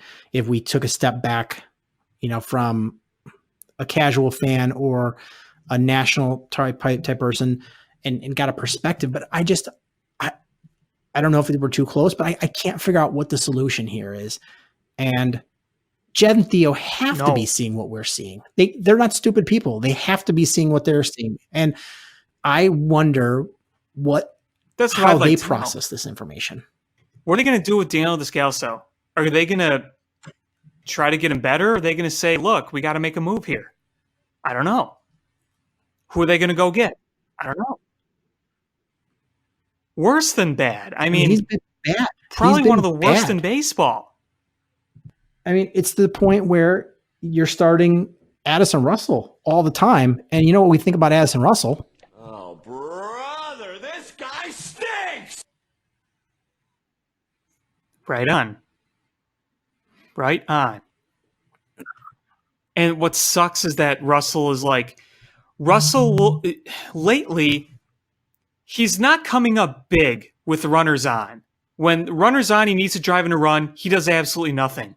But when nobody's on base, he'll hit a double or a triple. So his stats may look a little more productive than they are.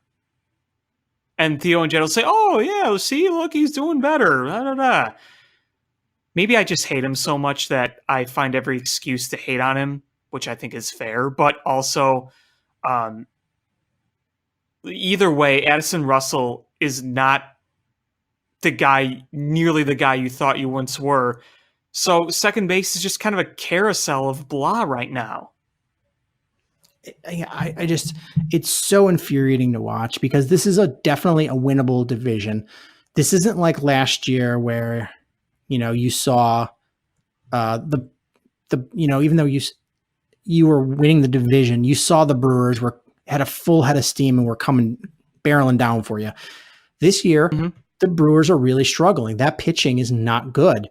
And which we've said for years, they just had career years last year.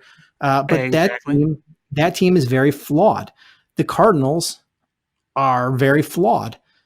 Every team in this division has a really good roster, but they're flawed in some way. And it is a winnable division. You just need to fix some of your flaws. And man, I hate to say this, like of the three top teams in this division, the Cubs have the biggest of the fatal flaws. Which is also frustrating because I also think they have the most talented core. Absolutely. This team, just you need a couple of guys to get on fire and you could roll through a playoff series. Addison Russell, I'm sorry, that guy stinks. Is Javi Baez and Anthony Rizzo get hot and, that just leads you to enough offense. You've got plenty of pitching, especially when you whittle down that rotation to a playoff rotation and you start going to the bullpen. The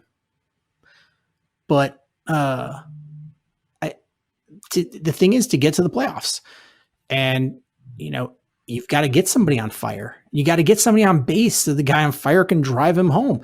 You just have a lot of shitty at bats. Yeah.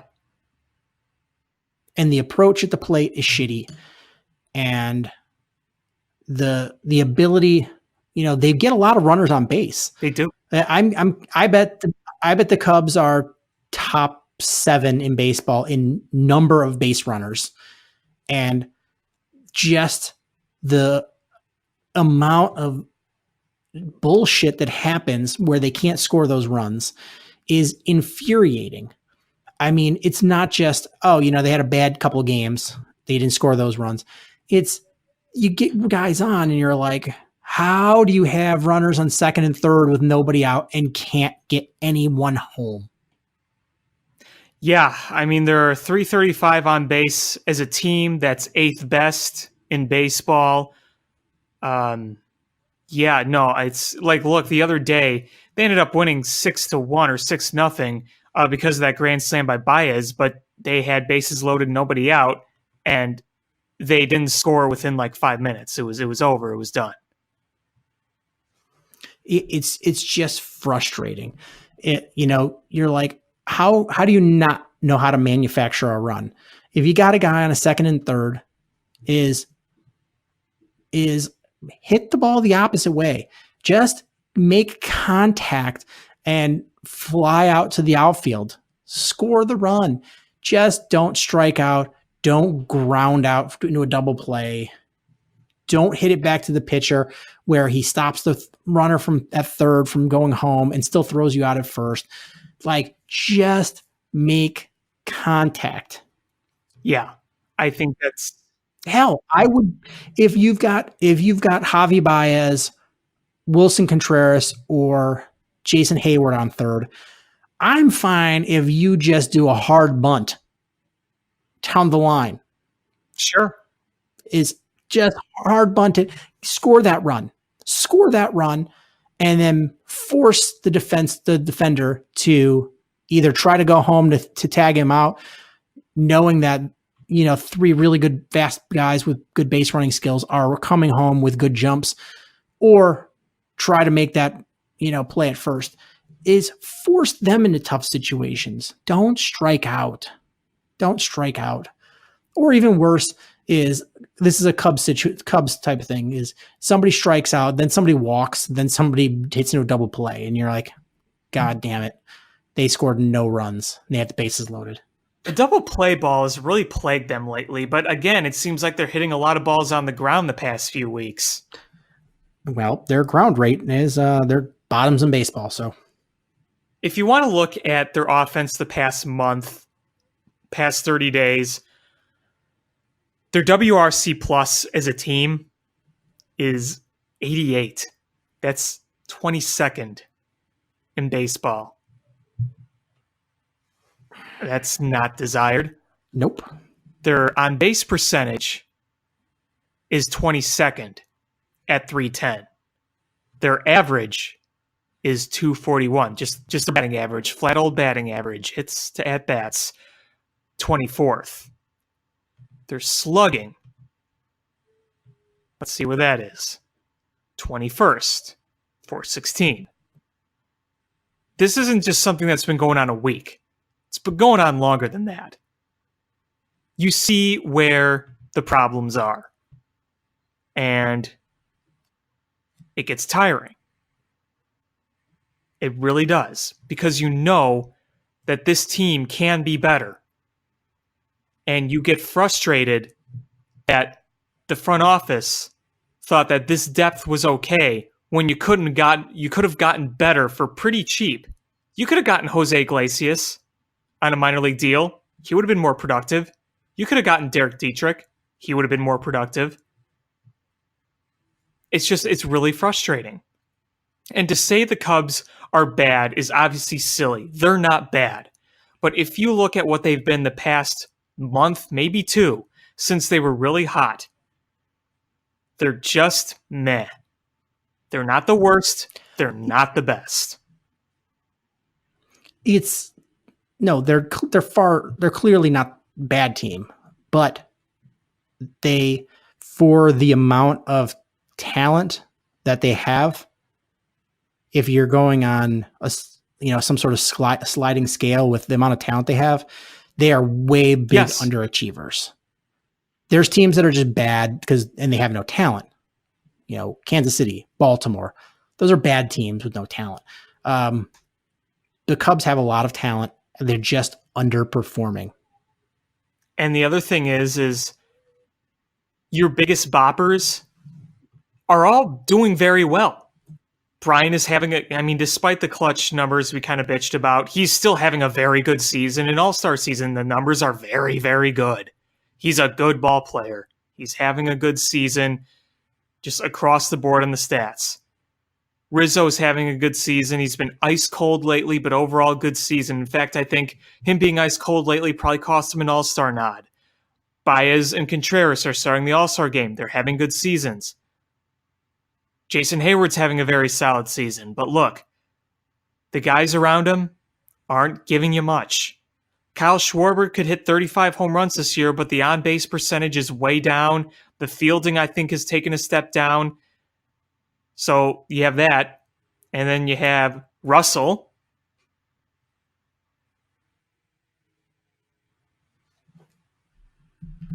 Oh, brother, this guy stinks! You have Descalso struggling mightily. Victor Caratini has, I must admit, he's been pretty productive. Cargo didn't work. You don't have Ben Zobrist. Almora's not a good hitter. There's just the big problem with the Cubs as a whole is that somebody said this on Twitter. You have way too many DFA guys on your team. You're top heavy. Yep, you're top heavy. And if you want to win in baseball, this isn't basketball where top heavy teams win. Top heavy teams win in basketball. That's just the way it goes. Baseball, that is not necessarily true. You need a balanced team.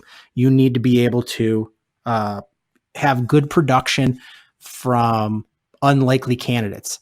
Look at how many times the guys that come up biggest in playoff series and in the World Series are guys like who was the guy from the Cardinals? David Freese. That came up.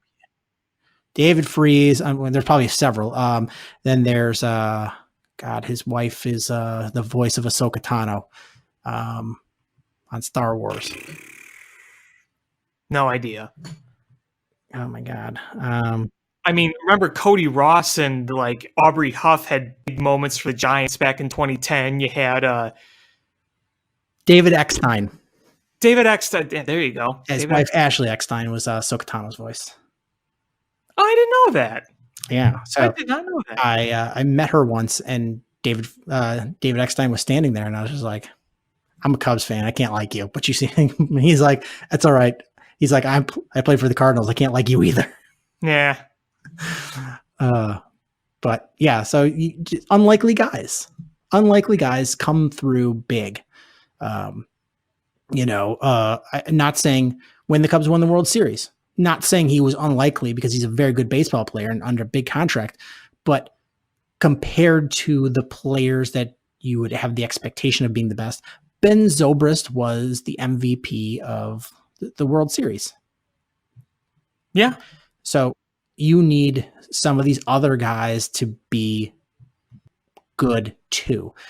Your big boppers can only do so much, and they can only carry you so far. You need other guys to step up, and there's just no step up candidates. No.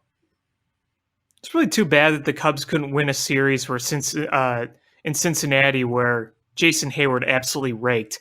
Jason Hayward might be your most valuable player right now over the past week. It just when one guy gets hot, the other guy goes cold. It's just so frustrating. There's one play from the series where I really want to get your opinion on it. It involved Pedro Strop and Yasiel Puig. What do you think about that? The pitch and the ensuing nonsense? I think that pitch was probably intentional because Puig was doing some, giving Strop some looks at some of those pitches. And then obviously Puig went bonkers. I thought the whole thing was just a really weird blow up. I don't know. I didn't see it live. I just watched the replay, and it looked intentional to me as far as the pitch, and it was an ugly look for both sides. It didn't stop either. It was Puig. Puig was childish beforehand. Strop beaned him, which there's no way you can convince me that wasn't intentional. And then Puig's reaction to it, and then the comments after the game, and then even the comments today after the game, where somebody made a veiled reference to Strope's comments about Puig being stupid. It's really childish, and it's kind of embarrassing because, especially given the way the Cubs played. You know, they're coming off of a 500 homestand, and then you go to Cincinnati, where, you know, since that ballpark opened, you've used it as batting practice, and you're getting mud stomped by the Reds this year. Yeah, I just, there's so many things to be annoyed about right now. Yeah, I mean, the only good thing is we thought that Braves series was going to be ugly. It ended up being a split. That one loss, though, was disappointing. The Alzolay loss, you could have easily won that one, but yeah, I mean, split against them is not the worst thing in the world. I was more pissed about splitting against that stinking, garbage, embarrassing, laughable Mets team. You should have at least taken 3 out of 4 there. Well, they suck. And we have another one coming up in really do Pittsburgh. Yeah, so it's this, but this Red Series was just, it was the epitome of what the Cubs are this year. And I don't know what the answer is. And my fear is that Jed and Theo are going to try to patch, they're going to overpay to patch this team with the wrong piece, and it's going to hurt us in the long run, and it's not going to solve the problem. Yeah, what I hope is that they do that thing again where they catch fire in the second half. I mean, it's possible.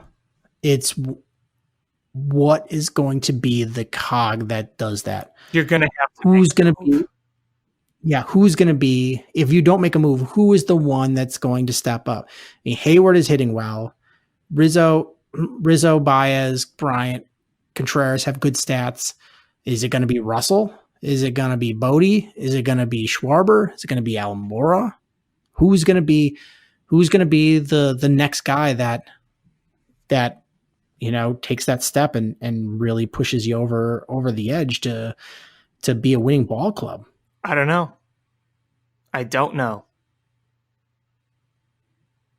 We're just going to have to wait and see, because I really don't have an answer for that.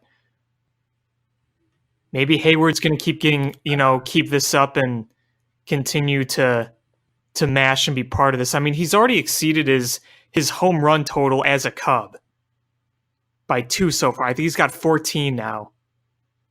It's either 13 or 14, and his career high was actually 11, so several more. But you're still going to need more than that. I'm not talking from Hayward. Hayward's doing fine. I'm talking about from the team itself. You're going to need more consistency around. Yep.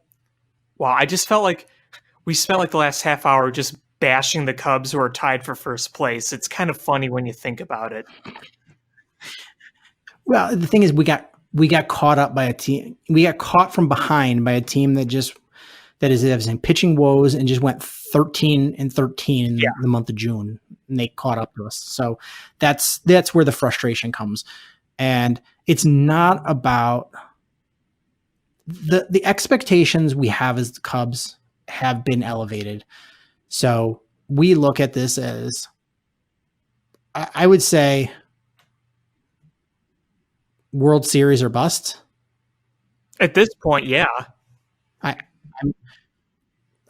So when they're a team that is looking like they're scraping by to make the playoffs and probably going to lose early, that's really frustrating. And when you've got guys that you had high hopes for just really sucking it up, and not contributing, it's really frustrating. And you know, it's one thing if you're like, oh, guys are sucking with the White Sox, because you go, well, you know what? This is a rebuilding year still. And the future cogs are here and they're playing well. These other ones are cast-offs that we're getting rid of, that we're not really paying anything for. And, oh, by the way, our payroll for next year is like $30 million. So we've got, arguably $100+ million that we can spend to fill in these gaps. The Cubs, we go, okay, this is who we have. We don't have money to sign anybody, and we don't have trade capital to fill these holes. So we have to figure something out. They're going to have to get creative. Mm-hmm. I just feel like some of this could have been avoided with one or two more signings in the offseason, ones that wouldn't have broken the bank, ones that would be less controversial. I think a lot of people felt that way. Yeah, maybe if he didn't re-sign Addison Russell. Yeah. Again, you could have got more production out of Iglesias or Dietrich. Ooh, they were right there. Or if you would have brought back Tommy La Stella. You mean never got rid of him? They traded him. Who's an all-star now. Yeah. Yeah. But you brought in Daniel Descalso. Yeah. Who I thought was actually going to be a decent guy, but... Oh.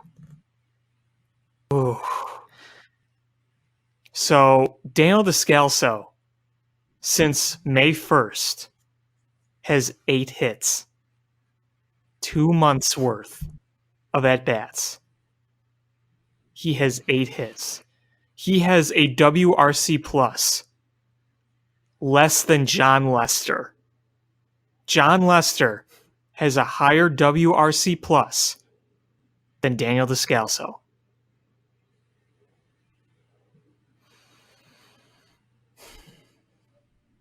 I wish there was a video of my face so we could make a meme of the face that I'm making.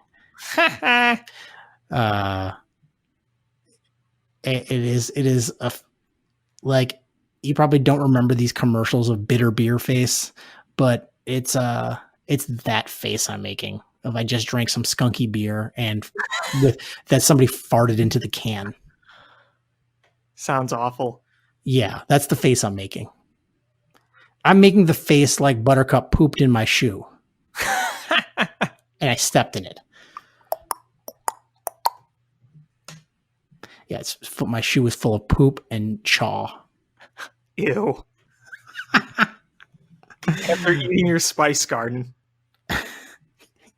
Yeah, I was putting my shoes out to chase Buttercup out of my Spice Garden, and I stepped in poop and chaw. That's the face I'm making. That's the face that Addison Russell makes me have. Oh, brother, this guy stinks! Same. That never gets old. No, it doesn't. Is there anything else you want to talk about? No, I think I'm good for tonight. Felt good to have some bitch therapy go on. And you know what? It's times like this where we just need to rant. And I feel so much better after ranting. Even if some of our takes are a little meatball-y at times, I think it's good to let it out. Yeah, I mean, I get we're in first place. And I think by the end of the season, we're still right there. It's just, there's so much frustrating baseball. And I don't know how else to react to it other than frustration. And right. And frustration brings out the meatball in all of us. Dang straight. So that's going to do it for this episode of Bill Swirsky Sports Talk Chicago. I want to thank everybody so much for listening. Please hit subscribe however you listen to podcasts, whether it's iTunes, Stitcher, YouTube, the TuneIn app, Spotify. I think we're on all these places, Google Play. Make sure you hit subscribe. Follow us on social media at ShyFanPat1, at Swirsky Sports, Facebook.com/Swirsky Sports, SwirskySports.com. Share this podcast with your friends that are into Chicago sports. That's how we grow the show. Thank you guys so much for listening. And until next time, bear down. Cubs win! What a lucky break! The good Lord wants the Cubs to win! We thank Ditka and God for all they have provided. Cubs win! Cubs win! Cubs win! Oh, I don't want her, you can have her. She's a Packer fan. She can't fit in my van. And she looks like Remember, New Yorkers, smoking crack is not legal on planes. Bears 31 to -7. The Bears. Oh, when the Bears go bearing down.